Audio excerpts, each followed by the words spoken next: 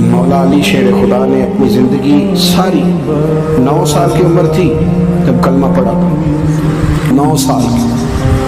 حضور نے سب گھر والوں کی دعوت پکائی، اور جب سب لوگ آ گئے سارے خاندان والے، تو فرمایا میں اللہ کا نبی ہوں، کون کون میری مدد کرے گا؟ آپ کو پتہ ہے نا کہ جب مشکل وقت آتا ہے نا، یہ تو تب پتہ چلتا ہے نا ساتھ کون چلتا ہے۔ امیر آدمی ہو نا، جس کے پاس 10 کروڑ روپیہ ہو، اور وہ اپنے مکان کا تیسرا لینٹر ڈالنے لگے نا، تیسرا، تو سارے بڑے بڑے لوگ آ کے پوچھتے ہیں چودھری صاحب کوئی ضرورت ہوئی تو بتانا، پیسے پوچھے۔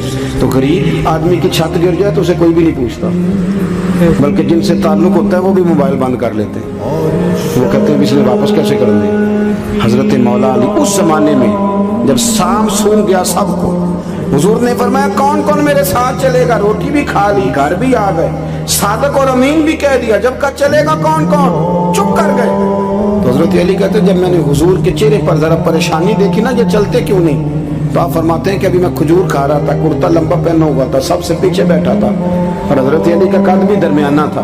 آپ فرماتے ہیں میں اٹھا اور کھجور ابھی میرے منہ میں تھی، جھٹپٹ میں نے اسی طرح نکال کر جیب میں ڈال، اور میں پنجوں کے بل کھڑا ہو کر دونوں بازو کھڑے کر کے کہا حضور یہ نہیں بولتے تو نہ بولیں، انا ناصرو کا یا رسول اللہ، انا حافظو کا یا رسول اللہ۔ حضور آپ جہاں جہاں کہیں گے علی آپ کا مددگار بنے گا، دین کی مدد کرے گا۔